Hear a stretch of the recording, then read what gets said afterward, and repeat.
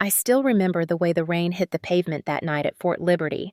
It was the kind of rain that didn't crash but whispered like a warning. The call came at 1942 from my neighbor, Mrs. Walker. She didn't usually call. Her voice was tight like someone holding a scream inside. She said, "Savannah, something's wrong at your house." My stomach turned cold before she even finished. I ran through the parking lot of the supply center, my boots splashing through shallow puddles mud flicking up the back of my uniform. I drove the 8 minutes from the depot to base housing in silence, gripping the steering wheel so hard my knuckles burned white. The Jeep engine hummed, but everything else inside me was a roar. When I turned onto Maple Lane, the porch light was on. The rain fell in straight, thin lines. The air smelled like wet pine.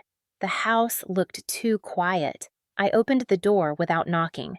The first thing I saw wasn't Evelyn sitting on the couch. It was Lily. My 3-year-old daughter was on the floor by the hallway, her small hands clutching a stuffed rabbit, her hair sticking to her cheeks.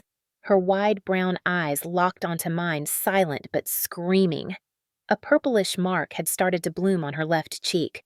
It wasn't an accident. A mother knows.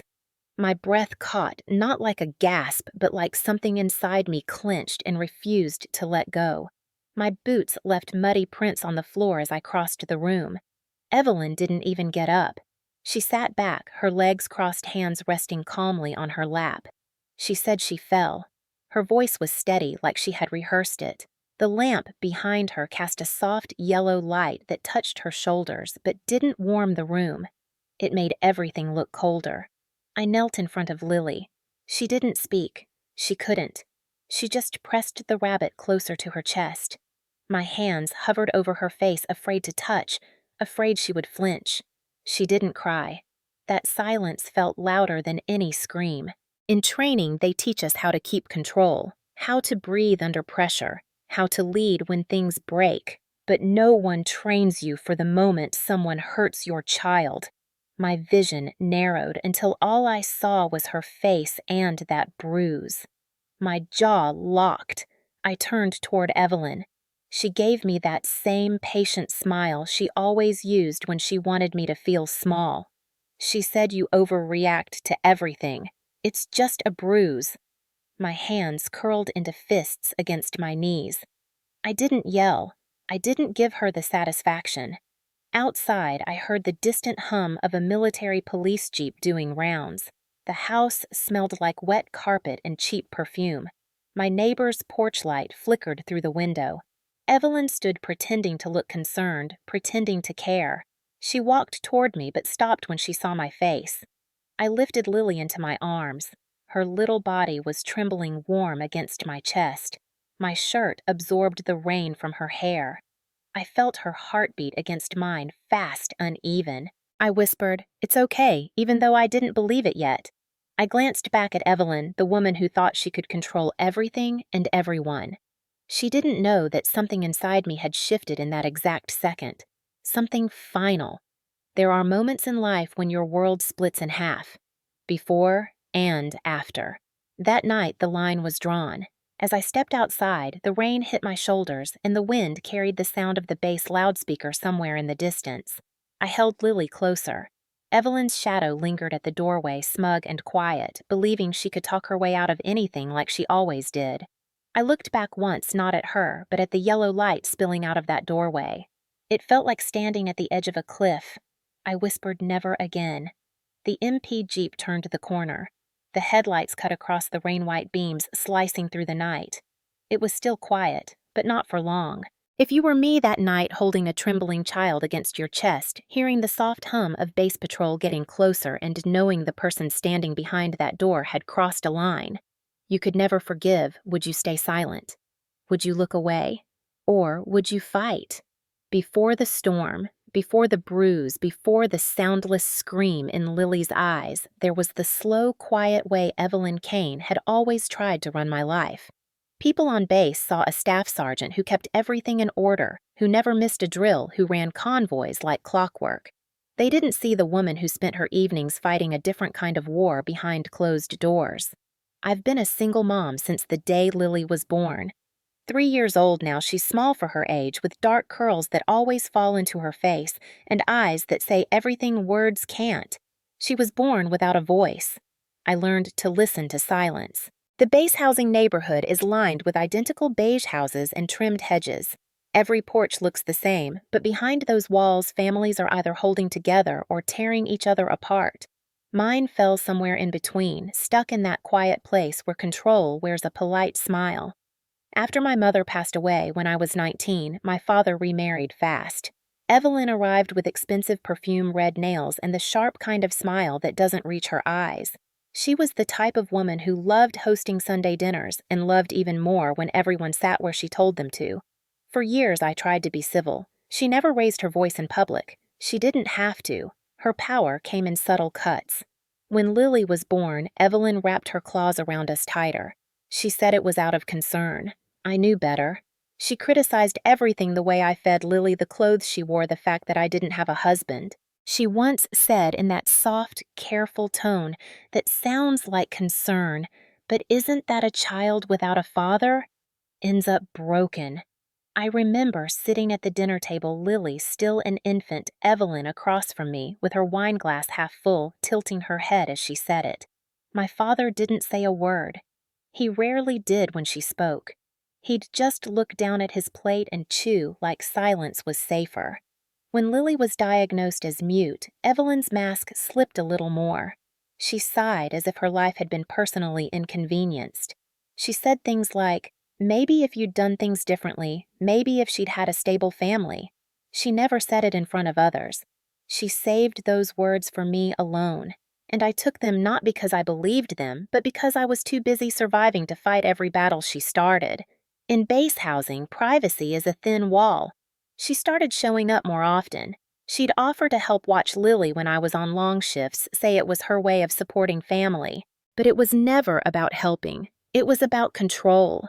She rearranged Lily's room without asking. She replaced her soft pastel blanket with something gray because she said pink was childish. She took down the tiny wind chime Lily loved because it made noise. She'd call me in the middle of night shifts to criticize a detail she noticed at home. She'd say, "Savannah, you really think this is how a soldier raises a child?" One Thanksgiving, she stood in the kitchen carving a turkey like she owned the house. She told me I was too soft. She told me Lily needed discipline. I told her Lily needed love. She laughed quietly and said love doesn't build character.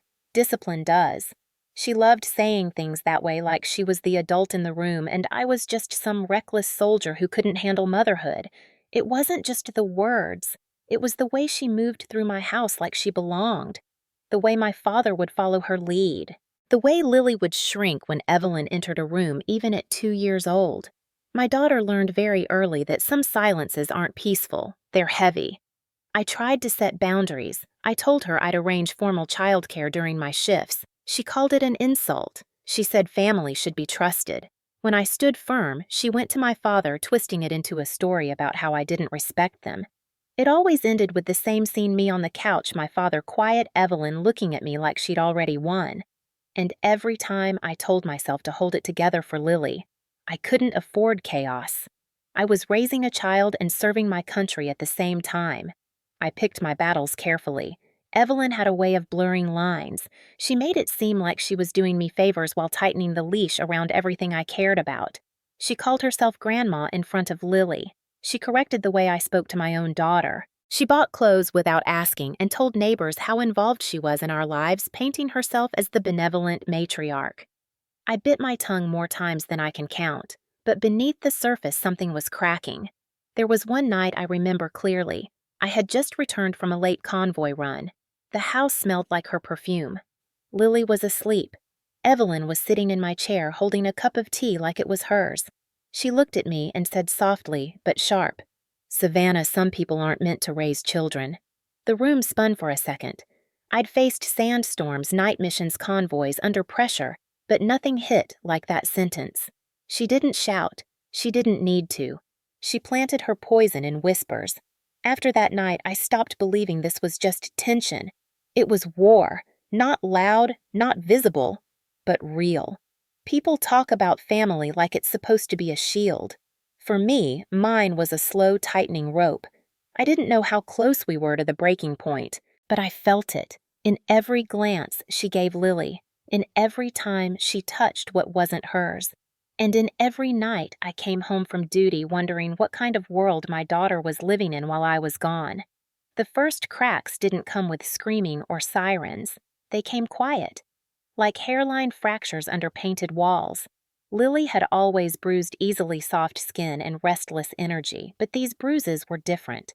The first one appeared on her upper arm just below the sleeve of her little blue t-shirt with the yellow stars.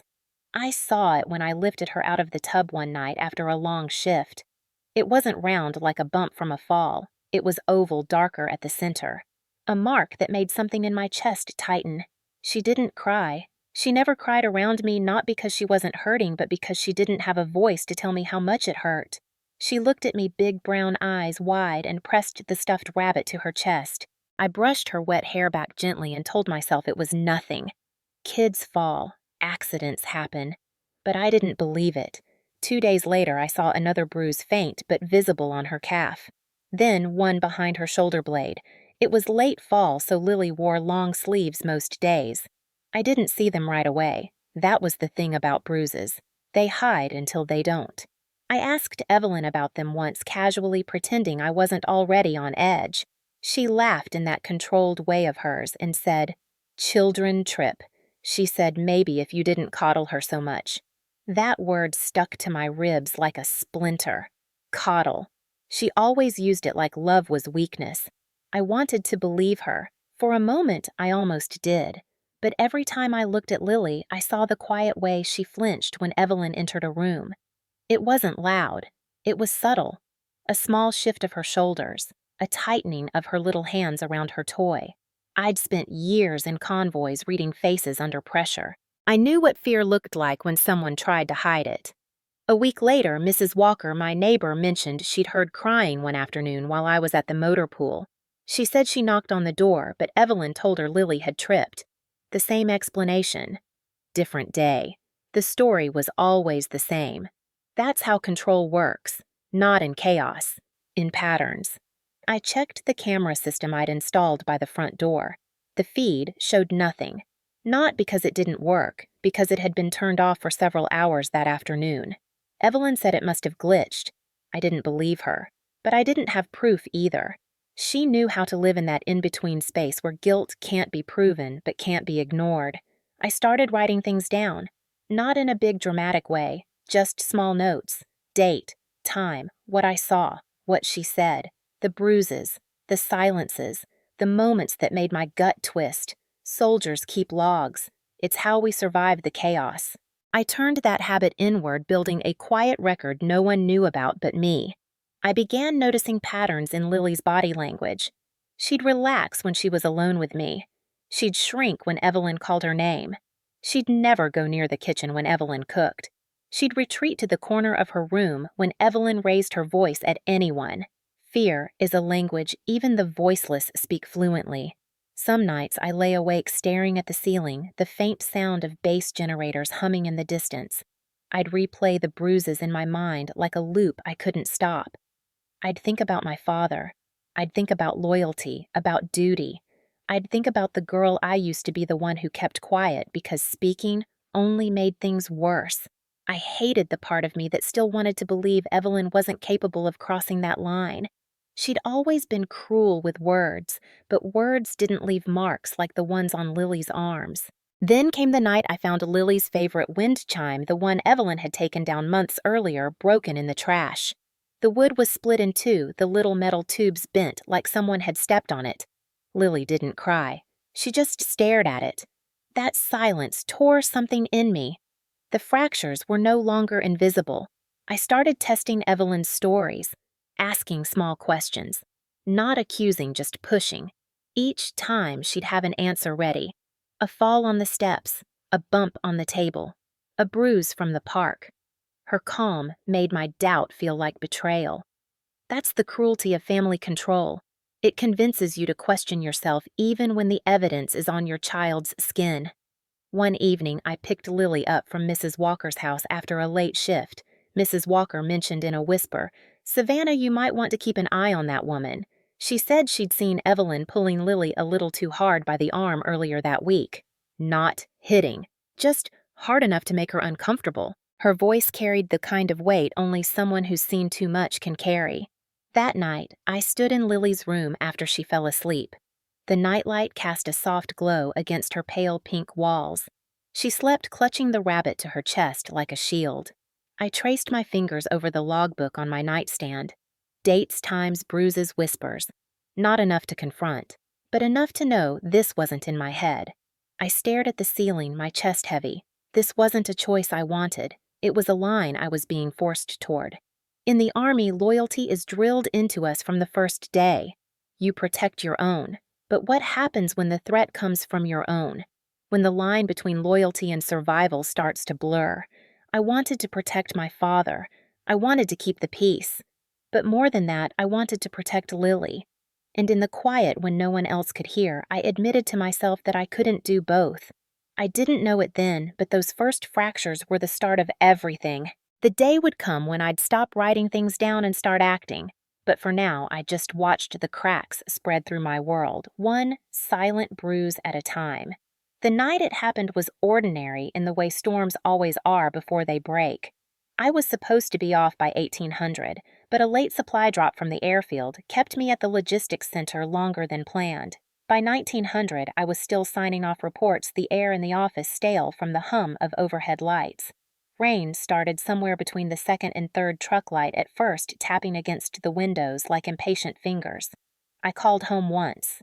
No answer. I told myself Evelyn was probably bathing Lily, maybe putting her to bed early. That lie sat like a stone in my stomach.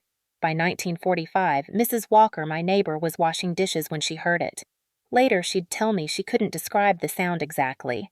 Not a scream, not quite a shout. Something sharp and ugly that didn't belong in a house where a child lived.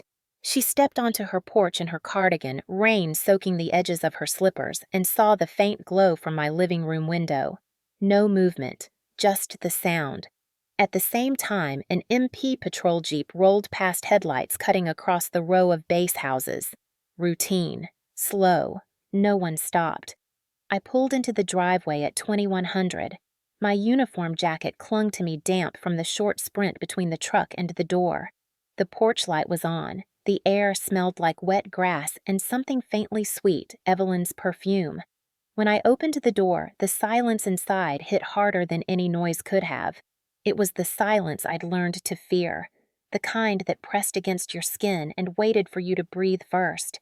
The living room was dim. One lamp burned low in the corner, casting a thin yellow line across the carpet. Evelyn was sitting in the armchair, legs crossed neatly, one hand resting on her lap like a queen who'd just finished giving orders. She looked calm, too calm. At her feet lay Lily's toy truck in two pieces, the plastic split clean down the middle. I looked past her to the hallway and saw Lily sitting against the wall. Her tiny knees pulled up, one hand gripping the ear of her stuffed rabbit. Her cheek was red and swelling, and her little t-shirt was wrinkled like someone had grabbed her. For a moment, everything went quiet inside me. Then, something heavy settled in my chest, slow and deliberate. I stepped forward. Evelyn didn't move. Her voice slid into the room, smooth as a knife. She said she needs to learn discipline. I swear something in me snapped. It wasn't loud. It wasn't even visible. It was the kind of snap that doesn't make a sound because it's too deep. I knelt in front of Lily. Her eyes found mine wide and shaking. She didn't cry. She just pressed the rabbit tighter. I brushed a strand of hair from her forehead, my fingers shaking. Her skin was warm, too warm. She flinched when my thumb grazed her cheek. I felt the bruise already blooming beneath her skin. My jaw locked so tight it hurt. Behind me, Evelyn sipped from a glass of water like she'd done nothing wrong. She said, "Stop looking at me like that, Savannah. You let her run wild. Someone has to teach her respect." Her voice was flat measured, as if this were a reasonable conversation. My hand clenched against the floor. I stood slowly. Every step I took toward her was steady, deliberate. She set the glass down and looked up at me like I was the one out of line. She said, "Don't be dramatic." She said I'd never hurt her. I looked at the bruise on Lily's face, at the broken toy on the floor, at the woman who had spent years controlling everything around me. The storm outside thickened rain pelting the window in steady rhythm. Inside, it was colder. Evelyn tilted her head, waiting for me to speak. For years, I'd given her silence. Not tonight. I didn't yell. I didn't give her my rage like a gift.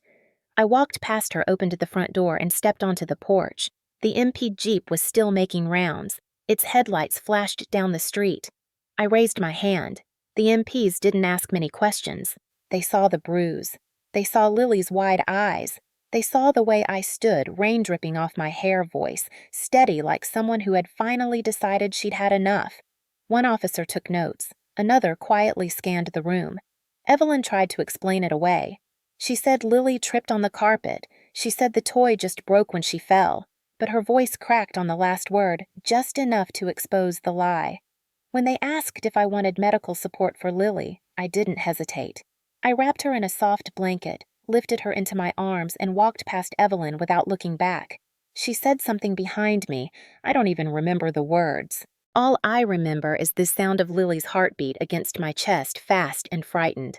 At the clinic, the medic documented the bruise. The mark matched the shape of a hand. They asked standard questions, nothing dramatic. They'd done this before, too many times. Lily held on to her rabbit eyes fixed on the ceiling as if trying to disappear. She didn't speak. She couldn't. But she didn't have to. The evidence was written on her skin. When I returned to the house that night, Evelyn was still there, sitting exactly where I left her, as if the patrol's visit had been nothing more than a minor inconvenience. Her confidence wasn't shaken. That was the moment I understood what kind of fight this would be. She believed she was untouchable. She believed that family and silence would protect her. As I stood in the doorway, the rain dripping from my sleeves onto the floor, something cold and sharp settled inside me. I'd spent years walking the line between daughter and soldier, between silence and resistance.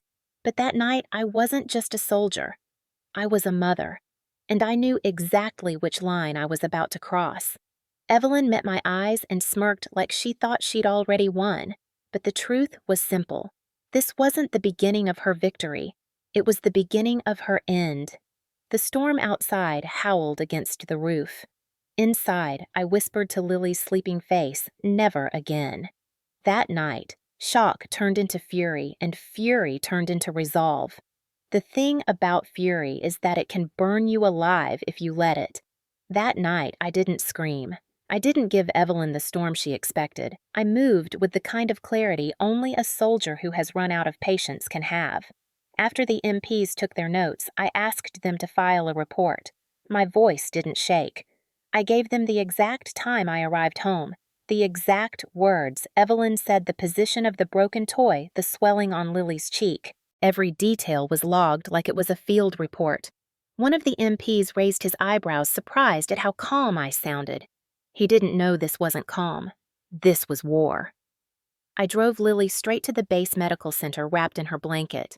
The night air was damp and cold, the road slick beneath the tires. The medic on duty didn't ask unnecessary questions. He'd seen enough of these cases to know what mattered. He examined Lily, gently documenting the bruise with careful hands, measuring its shape, and noting the outline that resembled fingers. He looked at me and didn't have to say anything. I saw it in his eyes. He printed the report and handed me a copy. I slid it into my uniform jacket like it was ammunition. I didn't go home right away. I sat in the parking lot of the clinic, hands gripping the steering wheel, watching the rain smear the windshield. I thought about every bruise I'd ignored, every smile Evelyn gave when no one else was watching, every time I'd told myself to keep the peace. That night, the word peace became meaningless. When we got back to the house, Evelyn had already locked herself in the guest room. I didn't care. I laid Lily down in my bed, tucked her under the thick quilt, and watched her tiny chest rise and fall until I was sure she was asleep. Then I went into her room, opened the supply box under the bed, and pulled out a small surveillance camera I'd bought months earlier but never used. I installed it on the top corner of the wall, angled toward the center of the room. I made sure the indicator light was off.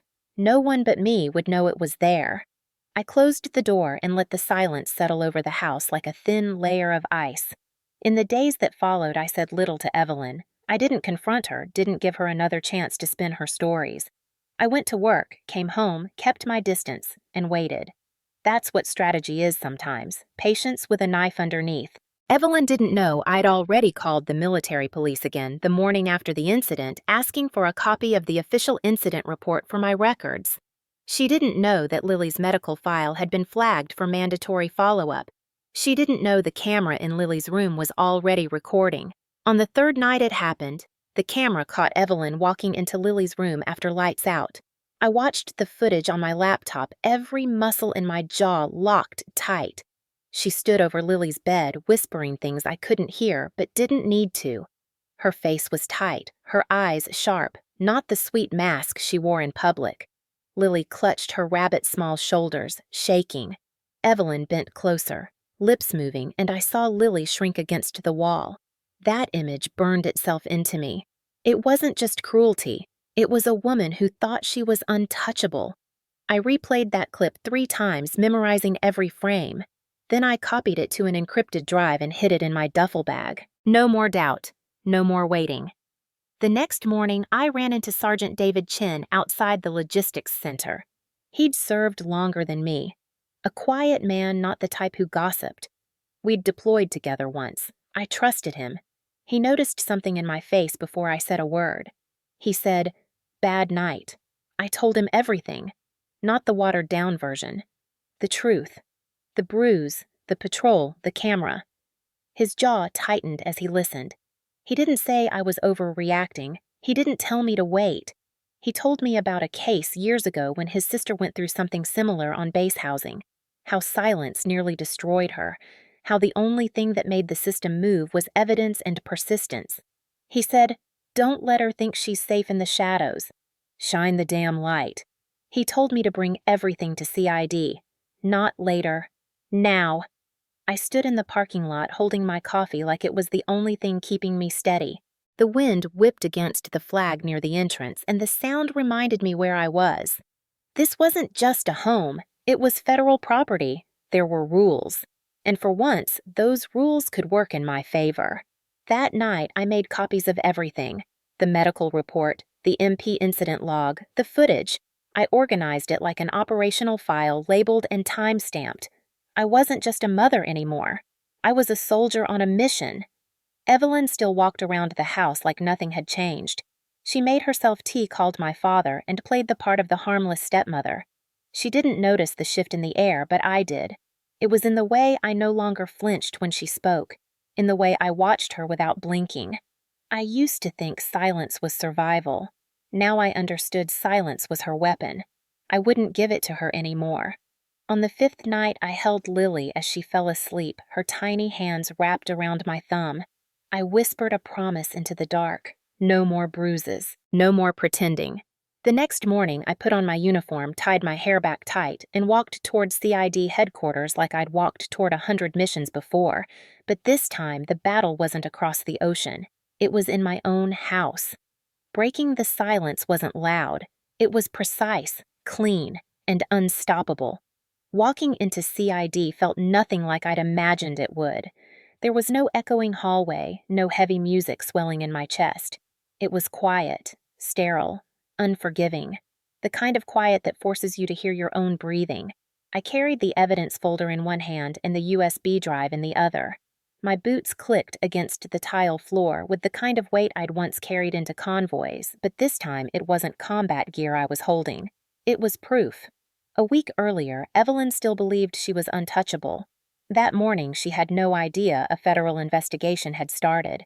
I gave CID the folder like I was handing over a weapon. Inside were the medical reports, the MP incident log, the surveillance footage, and my written statements.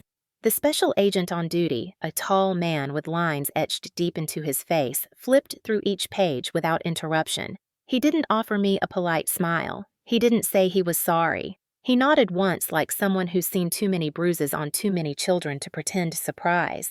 He asked precise questions. Dates, times, who was in the house, how long the bruises had been happening. I answered without shaking. My voice was low and flat like a soldier delivering a briefing before deployment. When I finished, he said, "We'll open an investigation immediately. Because it happened in base housing, this goes straight through the chain. CID and JAG." Those words carried more weight than I expected. 2 days later, Evelyn was called in. She thought she was untouchable because she wasn't a soldier, but she was living on federal property as the spouse of a retiree. That gave the system teeth. I wasn't in the room when they questioned her, but I saw her face afterward. Pale, tight, no longer so calm. She avoided my eyes when she came home. For years, I'd been the one walking on eggshells around her. That week, the floor cracked beneath her instead. The first official meeting at JAG happened 3 days after CID opened the case. I walked down the long hallway of the legal building wearing my pressed uniform, not because I had to, because I wanted to remember who I was. I wasn't just someone's daughter. I was Staff Sergeant Savannah Cole. I'd served long enough to know how military systems work. I also knew they can be merciless when they move. I stopped outside the office door, my fingers tightening around the handle before I pushed it open. The air inside smelled faintly of burnt coffee and old paper. A JAG officer sat behind a wide desk, neat stacks of files arranged like walls. He looked up at me over his glasses and said, "Staff Sergeant Cole, have a seat." His voice wasn't warm, but it wasn't cold either. It was deliberate, measured. I handed him the same evidence I'd given CID. He opened the folder and watched the footage in silence. I watched his jaw tighten slightly at the part where Evelyn leaned over Lily's bed, her face twisted in the kind of cruelty she never showed anyone else.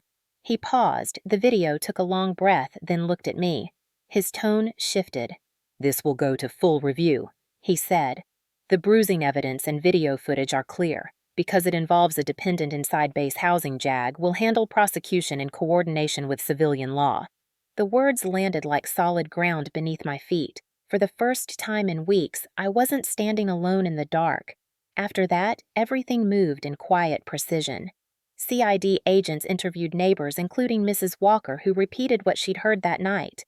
They collected statements. They photographed Lily's bruises. They measured the door frames, the layout of the house, and every angle that could matter.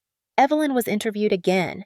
This time, she didn't walk out with her head high. My commanding officer called me into his office on a Thursday afternoon. The blinds were half-closed slats cutting the sunlight into sharp lines across the desk. He was a big man with a quiet presence, the kind of leader who didn't waste words. He asked me to sit. I expected protocol talk. Instead, he said, "Savannah, you did the right thing." His tone was steady, and for a moment, I almost forgot how to breathe. I hadn't realized how much of myself I'd held together waiting for someone to say those words. He told me I would be placed on temporary family leave so I could focus on the case and Lily. No penalties, no judgment. Just the system giving me room to fight for my child. I nodded, the weight on my shoulders shifting just slightly. It wasn't gone. But it was no longer mine alone to carry. Evelyn's behavior started to change when she realized the investigation was real. She stopped wandering through the house like she owned it. She stayed in the guest room doors, closed footsteps careful. Her phone calls to my father grew longer and sharper. I heard snippets late at night, whispers about lawyers about how this would ruin everything. For once, her whispers didn't touch me. CID came back to the house on a Friday morning. They brought a warrant to seize the camera for chain of custody processing. The agent with the lined face gave me a small nod as he packed it into an evidence bag. I understood what that nod meant. The case had teeth now. When the official summons for the preliminary JAG hearing arrived in my inbox, I read it twice. My hands didn't shake. They used to. They don't anymore. This was no longer fear. It was clarity. The morning I walked into the JAG building for that first hearing, I didn't wear makeup. I didn't need armor. My armor was already in the evidence and the bruises I refused to ignore in the silence I'd chosen to break. The same officer sat across from me this time with 2 others in uniform beside him. They reviewed the case. They asked if I felt safe at home. I said no. They offered immediate removal of Evelyn from the premises pending legal outcome. The decision came faster than I expected. Within hours, she was handed a formal notice restricting her access to the base. Her face when she was escorted out is something I'll never forget. She still tried to act composed, but the corners of her mouth shook like a cracked mask. After she was gone, the house felt different. Not safe yet, but cleaner. Lighter. Lily's silence no longer echoed against her presence. It simply existed soft and real. In the days that followed, I attended more internal briefings than I could count. CID updates, JAG strategy sessions, family services check-ins. I sat through every single one with my shoulders straight and my eyes forward. I wasn't scared of Evelyn anymore. I wasn't even angry. I was focused. The night before the main JAG hearing, I sat in the kitchen with Lily asleep in the next room. The window was cracked open, letting in the cold air from the base. I stared at the printed summons on the table. If you'd told me a month ago that I'd be sitting here fighting my own stepmother through a military legal system, I wouldn't have believed it. But here I was, and I wasn't backing down. If you were in my shoes holding evidence against someone your family trusted, would you believe the system could protect you? Would you trust that justice would stand on your side even when the person who hurt your child shares your last name through marriage? Because that's where I stood, and this time I wasn't walking away. The day of the hearing felt colder than it should have been for November. The wind whipped across Fort Liberty as I walked toward the JAG Center, crisp air biting against my cheeks. My uniform was ironed sharp, every crease, precise boots shining like I was walking into inspection. But this wasn't inspection. This was the day everything came out of the dark. The JAG building sat at the end of a quiet road, unremarkable on the outside, but I'd learned how much power lived behind those walls. Lily was with Mrs. Walker. She'd hugged my leg that morning, her little hand gripping my uniform like she understood more than she could say. I promised her I'd be back before sunset. I didn't know if that was true, but I said it anyway. The hearing room was smaller than I expected. Rows of chairs lined the walls. A long table stretched across the front where the officers would sit. At the center of the room stood a large screen mounted on a rolling frame. It wasn't just another briefing room. It was the place where secrets stopped hiding. Evelyn sat near the front with her attorney wearing a beige blazer pearl earrings and the same perfectly composed face she had used for years. She looked like a woman attending a polite meeting, not someone about to be stripped of every illusion she'd built. Her posture was perfect, hands folded neatly in her lap, chin lifted just enough to project control. But her eyes flicked toward me for a fraction of a second. I saw the crack there. Just a hairline one. But enough. Behind me sat familiar faces. A few soldiers from my unit. A couple of neighbors, including Mrs. Walker. CID agents. The JAG team. I hadn't asked them to come. They came anyway. The air felt heavy, like everyone was holding their breath. I sat at the front table across from Evelyn. The wooden surface was smooth beneath my palms. My heart was steady, not racing. I wasn't the one on trial. Not anymore. When the JAG officer entered the room, rose in unison. His uniform was crisp, his expression unreadable. He carried a file thick enough to silence every whispered lie. He didn't waste words. He called the hearing to order, identified the case, and confirmed the presence of legal counsel. Evelyn's attorney was a man in a gray suit. Slick hair practiced confidence. He'd been polite during the pre-hearing meetings. But politeness doesn't win when the truth is about to burn through the walls. The JAG officer began by outlining the charges. Physical assault of a dependent minor on federal property, interference with security equipment, repeated emotional harm. The words hung in the air like lead weights. Evelyn didn't flinch. Not yet. That was the thing about people like her. They believe their own performance until the curtain falls. Then the curtain fell. The lights dimmed slightly and the large screen flickered on. A CID agent connected the drive. The first image that appeared was Lily's bedroom. The angle was steady, grainy in the low light, but clear enough. The timestamp glowed in the corner. Evelyn walked into frame in her robe. Her posture in that footage wasn't polished. It was tight, sharp. Her mouth moved whispering words the microphone didn't pick up, but her body said everything. She leaned over Lily's small figure finger, pointed down, face twisted. And then Lily flinched. My little girl curled into herself on the bed, clutching the stuffed rabbit, her back against the wall like she wanted to disappear. She didn't cry. She didn't fight. She just made herself small. The sound in the room shifted. A silence too thick to be casual filled the air. The kind of silence that comes when everyone in a room sees something they can't unsee. Evelyn's hands clenched on the table. Her attorney shifted uncomfortably, glancing at her like he suddenly regretted taking this case. The footage rolled on. Evelyn leaned closer, her face now a mask of pure control stripped of sweetness. She grabbed Lily's wrist. Not hard enough to throw her, but hard enough to make her freeze. The bruise on Lily's arm made sense now. The clip was less than 2 minutes long, but it felt like a lifetime. When the screen went black, the JAG officer didn't speak right away. No one did. You could hear the hum of the air conditioner. You could hear Mrs. Walker somewhere behind me inhale like the world had just cracked open. Evelyn broke first. She whispered something to her attorney, voice shaking. He leaned forward, whispering back fast. I watched her throat move as she swallowed. That mask she had worn for years began to slip. Not all at once, slowly, like the paint on a wall cracking under water.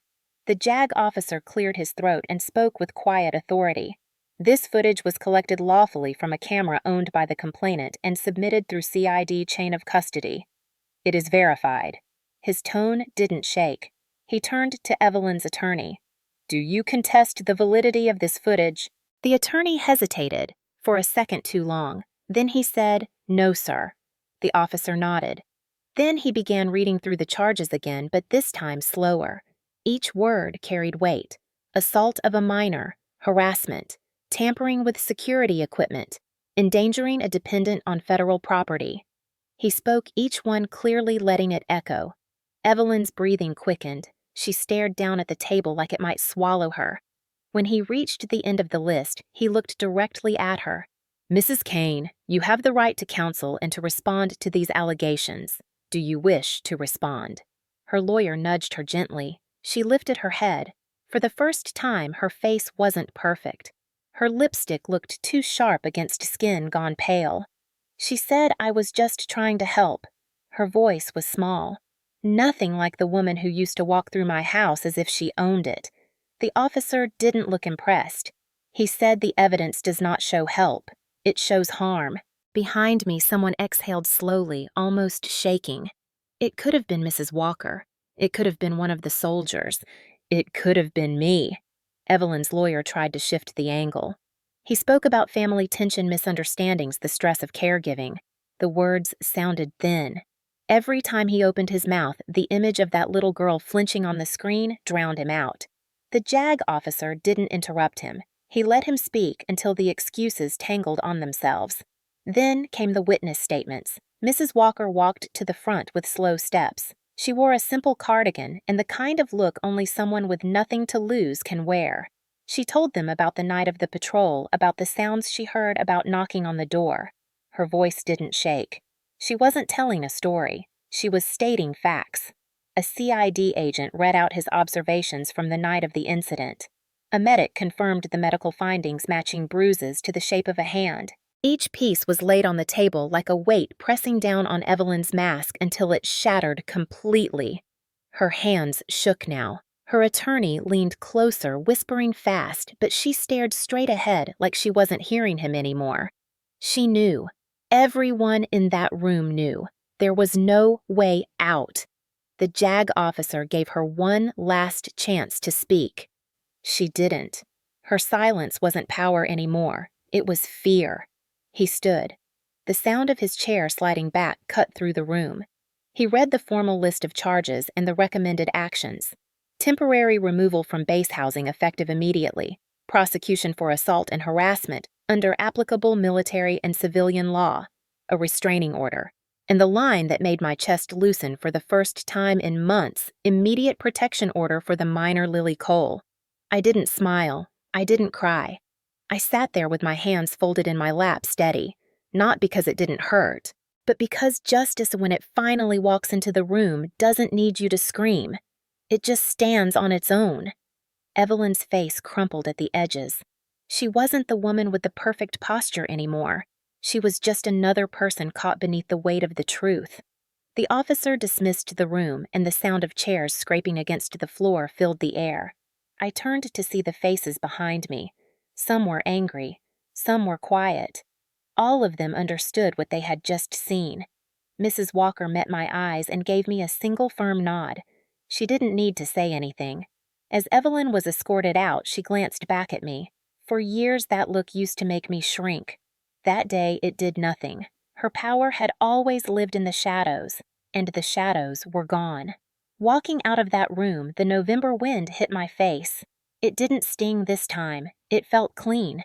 For months, everything about this had been whispers and bruises no one saw. But in that room, in front of everyone who needed to know the truth, stood naked. No mask, no excuses, just the cold, hard light of day. That's what public exposure feels like. It isn't loud. It isn't revenge with fire. It's the silence of a room that finally sees. It's the sound of a lie breaking in half. It's the end of pretending. 3 weeks after the hearing, the base had already started to shift toward the quiet rhythm that comes before Thanksgiving. The air smelled like burning wood from fireplaces, and the leaves that hadn't already fallen clung stubbornly to their branches. I'd started to breathe again. Not deeply yet, but enough to feel the air in my lungs without it scraping against something raw. Lily and I had fallen into a new pattern. Mornings were slow. She liked sitting on the porch, wrapped in a soft fleece blanket, while I drank coffee from the same dented metal mug I'd carried through 3 deployments. For the first time in years, the house didn't feel like a cage. But peace has a way of being interrupted when you least want it. The message came through Sergeant David Chin one evening after drill. He walked up to me with the same steady calm he always had. He said, "Evelyn's been trying to get in touch with you." My jaw tightened before he even finished the sentence. He added, "She's using someone from off base, someone from your father's side. She wants a meeting." I didn't respond right away. I watched the training field stretching out behind him, soldiers moving in quiet patterns against the fading light. Evelyn had always known which strings to pull. Family, history, guilt. That was her favorite weapon. Chin looked at me and said, "You don't owe her a damn thing." I knew he was right, but I also knew this woman. She didn't crawl unless she wanted something badly. I agreed to the meeting, not because I owed her, because I wanted to look her in the eye with nothing left to fear. We met at a small cafe off base, a place that smelled like burned espresso and cinnamon rolls. I arrived first, sitting near the window where I could see the parking lot. She showed up 10 minutes late, wrapped in a thick gray coat, hair tied up like she was still holding on to that perfect image. Her face was thinner. She looked tired. Not in the way people do after a bad night's sleep. In the way people do when the world stops bending around them. She spotted me immediately, her steps hesitant but controlled. Evelyn was never the kind of woman who fidgeted. Even now, with her case crawling through the legal system and her access to the base permanently revoked, she tried to walk like she still had power. But power doesn't walk the same when the floor has been ripped out from under you. She sat across from me, clutching a paper cup like it could anchor her. For a few seconds, neither of us said anything. Outside, the wind rattled the metal chairs on the patio. She broke first. Her voice came out soft, carefully measured, like she was talking to a skittish animal. "Savannah, I know you hate me." I didn't react. She swallowed hard, her knuckles white around the cup. "But please, just listen." She started to cry, or at least something close to it. The tears didn't fall yet, but her voice cracked at the edges. She said she'd made mistakes, that everything had gotten out of hand, that she never meant to hurt Lily, that it was all stress and misunderstanding, the same excuses her lawyer had tried to polish. But this time, there was no courtroom, no officer, no polished mask. Just a woman who had finally realized the consequences weren't going away. She leaned forward, lowering her voice. "I'll stay away from Lily. Forever. I swear it. If you just talk to them, if you help them understand I'm not dangerous, just ask them to go easy on me." She wasn't stupid. She knew the legal wheels were turning. She wasn't asking me to erase everything. She was asking me to soften it, to make the punishment lighter, to give her the chance to slip through the cracks again. Once, years ago, I might have listened, not because I believed her, but because I used to be the kind of person who mistook silence for strength. But not anymore. I leaned back in my chair, letting her words hang in the air. I thought about Lily curled against the wall, clutching that rabbit. I thought about the bruises on her cheek. I thought about every time Evelyn's voice had turned into a weapon in my house. And then I thought about the way the courtroom went silent when that video played. Evelyn searched my face for something pity weakness. Anything. She didn't find it. I said, "Lily doesn't need your promises. She needs justice." The words left my mouth quiet and sharp. Her tears finally spilled over then. Not pretty tears. Ugly ones. The kind that break when reality hits too hard. She reached out as if to touch my hand, and I pulled mine back. Her fingers froze midair. I saw the exact moment it sank in. The woman who once held power over my family couldn't reach me anymore. Not legally, not emotionally, not at all. She said my name again, softer this time, like a plea. "Savannah, you're really going to do this to family." That word family landed heavy between us, like she expected it to still mean something. I laughed under my breath, not cruelly, just without warmth. Family is supposed to protect children. Family is supposed to be the place where you're safe. You gave that up the second you hurt her. For the first time since I'd known her, she didn't have a comeback. Her mouth opened, then closed again. Her hands shook around the cup. She wiped at her face with the back of her hand, ruining whatever powder she'd used to look polished. She looked small, not because she was sitting down, because the weight of truth made her shrink. She started talking faster then, about how she couldn't go to jail, about how her husband, my father, would fall apart, about how everything she'd built would vanish. She talked about herself like Lily didn't even exist, like this was all just a problem that could be smoothed out with the right words. I watched her talk and realized something I hadn't before. Evelyn didn't just hurt Lily because she was cruel. She hurt her because she truly believed nothing would happen to her, that she was above consequences. That's what made this moment different. I stood up. She flinched at the sound of the chair scraping back.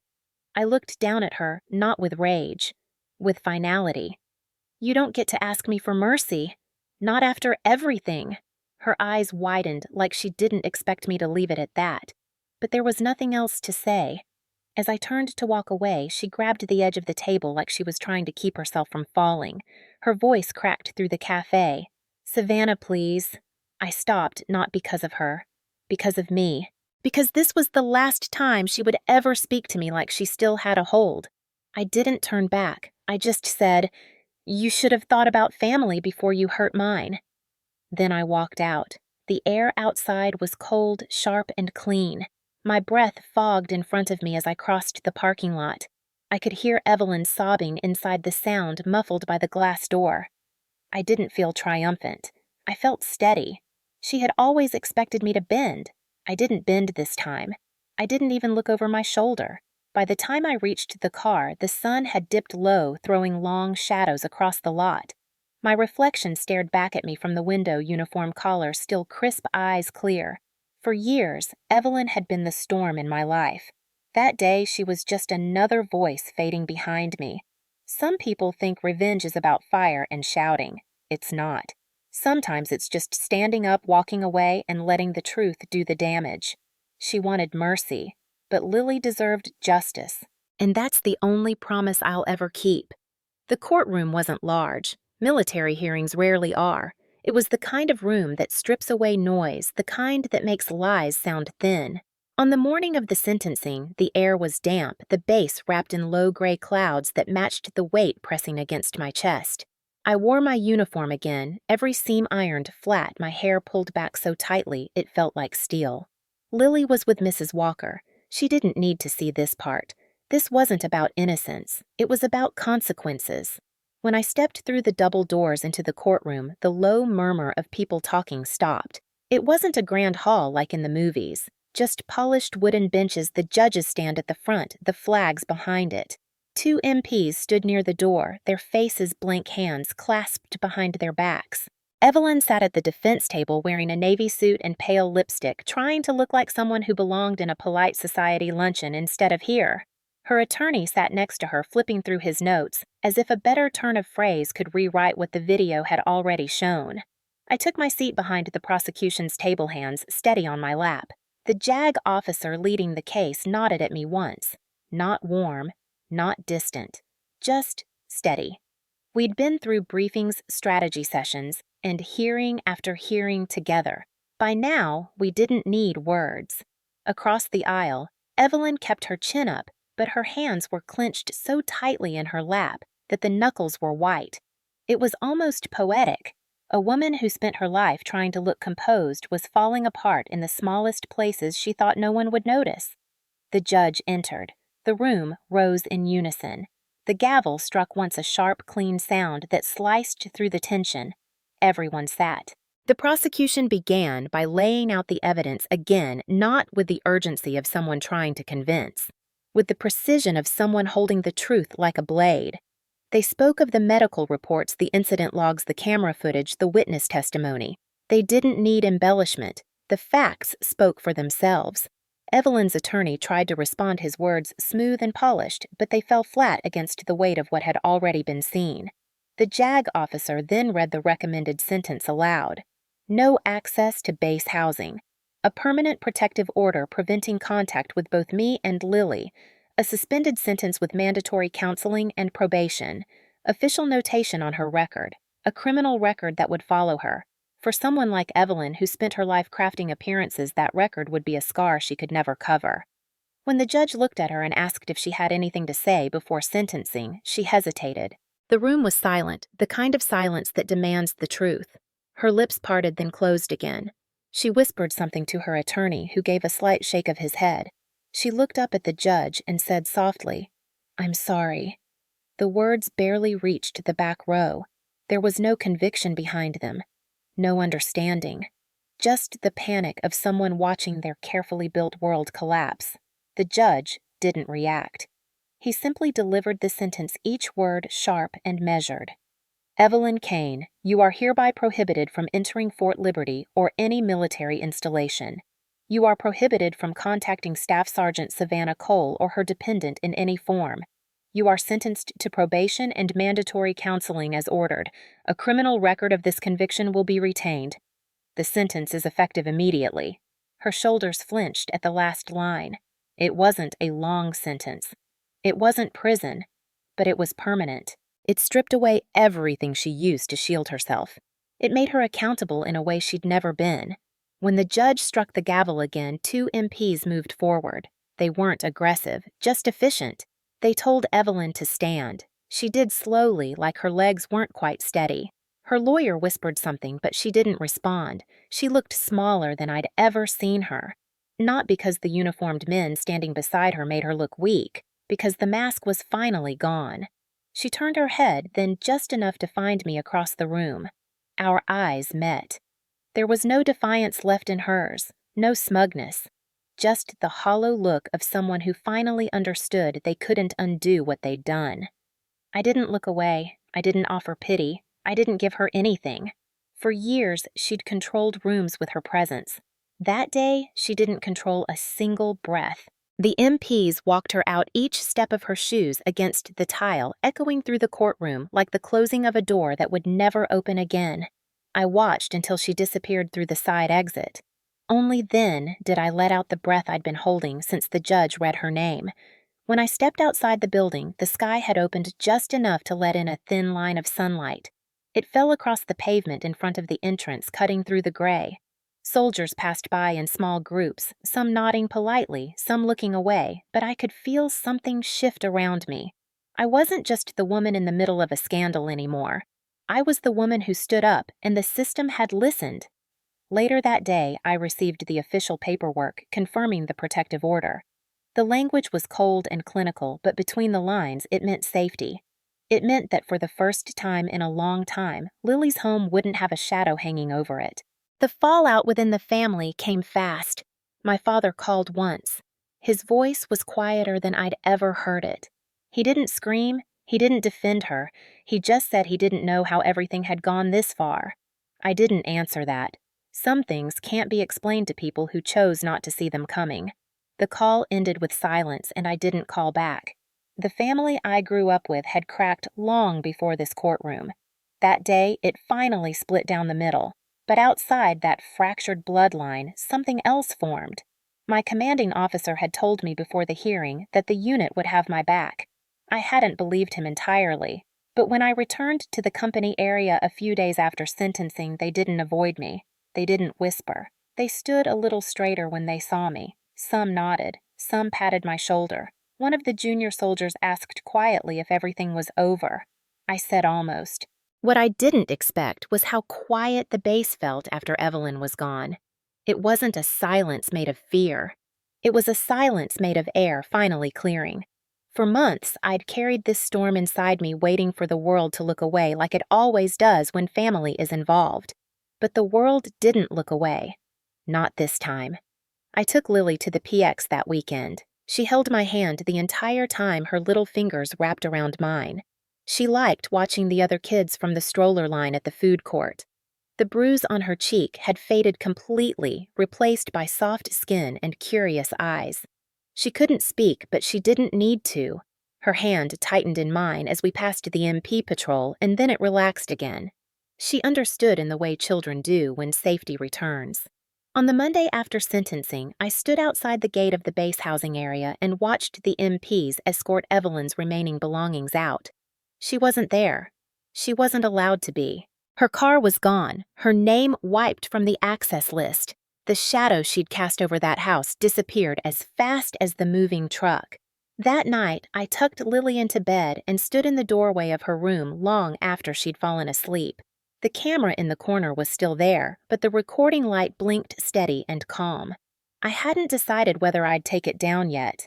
Maybe one day I would. Not yet. Not today. Evelyn's face from the courtroom flashed in my mind, the way her eyes emptied when the sentence was read. For years, I'd let that woman define what safety felt like. That ended with the sound of the gavel. She walked out of that courtroom with everything she'd built crumbling behind her. I walked out with my daughter's future. People talk about justice like it's a loud thing, but in that moment it was quiet. Quiet and solid. A line drawn so deep in the ground that even she couldn't cross it again. I closed Lily's door softly, walked into the kitchen, and leaned against the counter. The base was quiet outside, the kind of quiet that belongs to a place that has finally done what it was supposed to. Justice didn't give me back what was taken, but it gave us room to breathe, and that was enough. The official custody order came in a plain white envelope. Nothing dramatic, just a thick set of papers with the seal of the court stamped on top. But when I held it in my hands, it felt heavier than anything I'd carried in uniform. It wasn't just a legal document. It was proof that the storm had passed, that I was no longer fighting to prove I could protect my daughter. It was done. Final. No appeals, no loopholes. Lily was mine fully and officially, and no one would ever have the right to interfere again. A few weeks after the sentencing, I moved us to a quieter corner of Fort Liberty, away from the rows of crowded housing where neighbors always seemed to know too much. The new place sat near the tree line where the sound of morning PT was a faint hum in the distance, and the wind carried the scent of pine. It wasn't big, but it was ours. I painted Lily's room a soft blue. Mrs. Walker helped me hang a string of fairy lights along the wall. It looked like stars had decided to live there. Lily loved tracing her fingers along the bulbs at night, tiny hands reaching for the glow. She'd started learning sign language with the speech therapist the base connected us to after the case closed. At first, it was slow, just single gestures and hesitant movements. But kids are stronger than we think. She picked it up like she'd been waiting her whole short life to be heard. The first time she signed Mama clearly, I didn't know whether to cry or laugh, so I did both. She touched her fingertips to her chin and lifted her hand, eyes bright, proud of herself. I dropped to my knees and wrapped her up in my arms, and for the first time in months, I didn't feel like we were just surviving. We were living. Our mornings became a ritual. I'd wake up before dawn, pull on my hoodie and brew coffee while Lily curled up on the couch with her blanket blinking sleep from her eyes. The sun would rise slowly over the base, painting everything gold. Soldiers would march past the distant PT field, their cadence drifting through the crisp air like a heartbeat. Sometimes Lily would sit in my lap and press her tiny palms against mine, trying to match my signs. Other times we didn't talk at all. We just sat there in the quiet, the kind that feels earned. I didn't think the silence could ever feel like home again after everything Evelyn had done to it. But it did. It was different now, not heavy or waiting, just still. Safe. I spent more time outside again. In the mornings, I'd step onto the porch with my mug and watch the field across from us. The flag at the gate lifted gently in the wind. The crackle of gravel under boots echoed faintly from the distance. Lily would toddle out behind me wearing one of those oversized sweatshirts she loved hair messy from sleep.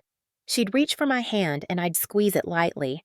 That small gesture said everything words couldn't. The system had stood with me when it mattered, but what came after wasn't about the system. It was about us. It was about rebuilding the corners of our lives that had been held hostage by fear. I replaced the locks. I took down the old camera from Lily's room. I stopped looking over my shoulder when someone knocked on the door. Slowly, I relearned what normal felt like. My father didn't come around. He sent a few messages at first, asking how Lily was doing, asking if there was any way to talk. I didn't respond. Sometimes silence is the only honest language left. Evelyn's name never passed through the gate again. The order saw to that. It wasn't revenge. It was protection. Lily's therapist told me she was progressing faster than expected. She'd started signing small sentences, her little hands forming shapes with a precision that stunned me. Every new word she learned felt like another brick laid in the wall between her and what happened. A wall not to trap her in, but to keep the past where it belonged. One morning, as the sun stretched across the training field, I stepped outside with my coffee. Lily ran into the yard, chasing the last of the autumn leaves blowing across the grass. The wind tugged at her hair, and for the first time, her laugh wasn't muffled by anything heavy. It was bright and sharp and carried all the way to the fence. I stood there watching her, my hand tightening around the mug, a quiet warmth blooming in my chest. I thought back to that first night, the bruise on her cheek, the trembling in her small body, the silence that felt like a scream. And then I looked at her now running across the grass with her arms wide open like the world was hers again. We'd walked through something dark and cruel, but it hadn't swallowed us. It had shaped us into something stronger. In the distance, the sound of cadence echoed through the bass. Soldiers chanting in unison, boots striking the ground. It reminded me of everything I'd survived in uniform. But this battle, this quiet, brutal, personal one, was the hardest I'd ever fought. And I won. Not with weapons, with truth. I watched Lily sign a small word toward me, Mama, and I lifted my hand, signing back, love. She grinned a smile so wide it cut straight through the remnants of every shadow Evelyn had ever cast. This was what victory looked like. Not loud, not triumphant. Just a mother, a daughter, and the soft light of a new morning that belonged entirely to us. There's a stillness that settles after a storm ends, not the kind that comes all at once, but the kind that creeps in slowly like dawn light filtering through curtains. Some mornings I wake before Lily does, and the house is so quiet that I can hear the soft hum of the heater and the faint rhythm of my own breathing. It's in those moments that everything comes back, the full weight of what we walked through. Not as jagged shards anymore, but as something solid, something I survived.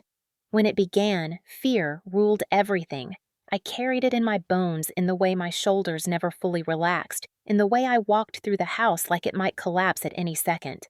Then came the breaking point, the first act of resistance. I didn't roar. I gathered evidence. I moved with precision. I learned that sometimes the strongest fight isn't loud. It's quiet, calculated, relentless.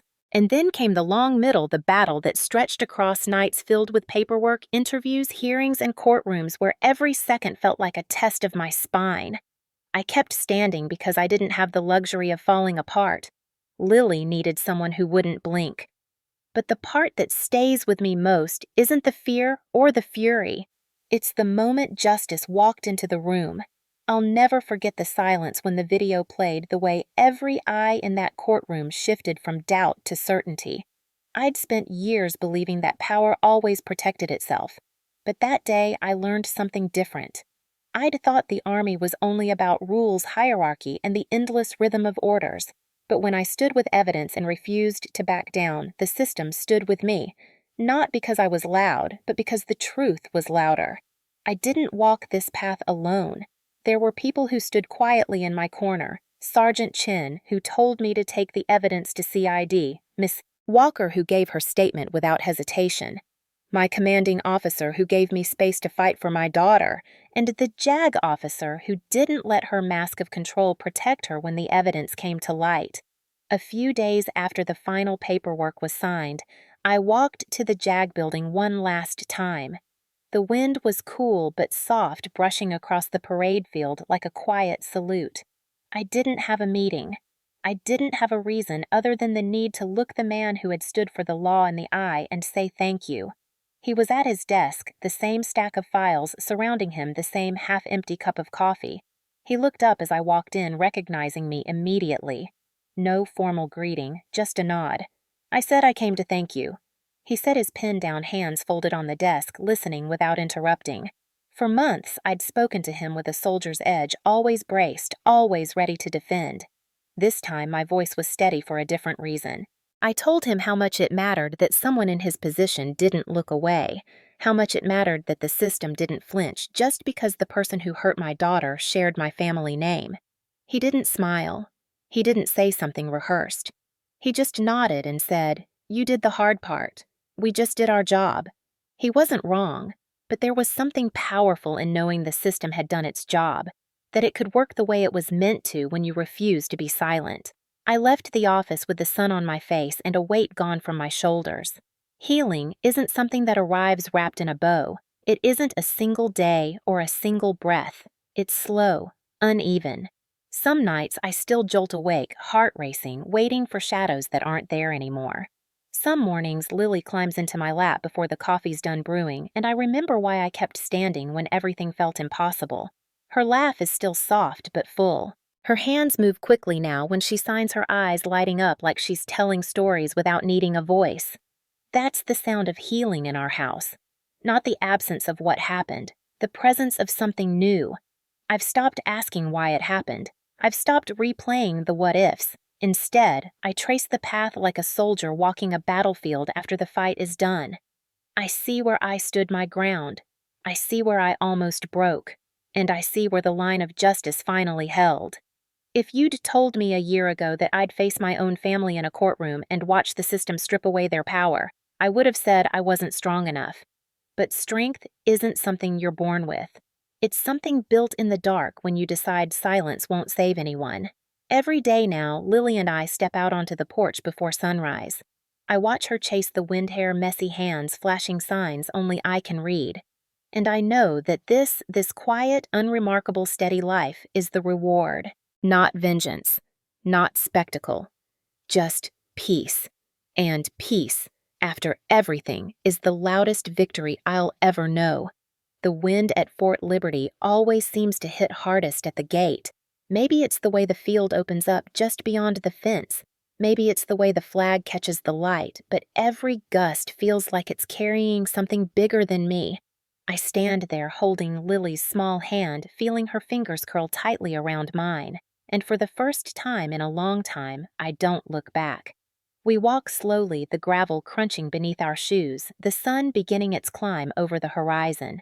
The American flag above us snaps in the wind, bright against the pale morning sky. Lily looks up at it, then back at me, her free hand forming a sign we practiced together. Safe. Her little fingers are sure now. I don't speak loudly. I don't need to. My voice carries like a steady breath, calm and grounded. If you've ever been hurt by the people who were supposed to love you, don't be silent.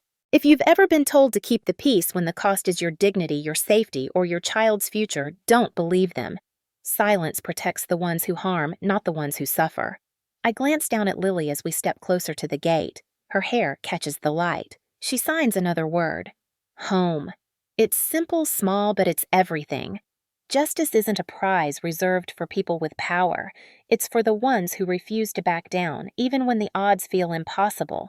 It's for the mother who documents everything in the quiet, the soldier who walks into CID with shaking hands but a steady spine, the neighbor who refuses to look away, the officer who chooses to act instead of ignore. It's for the voices that don't shout but still refuse to disappear. We pass under the gate together, our shadows stretching long behind us on the pavement. The flag flutters louder now, like it's echoing everything I can't quite say. I squeeze Lily's hand, once firm and warm. This is where our story moves from the courtroom to the quiet, from survival to living, from fear to something far stronger. If you believe in justice, share this story. If you've ever been through something like this, leave a raised hand. You're not alone. I see you. Others will too. Lily looks back once at the gate, then forward. We keep walking hand in hand, the sound of our steps fading into the morning. This is the ending. Not a loud one, a steady one, the kind built on truth, the kind no one can take away.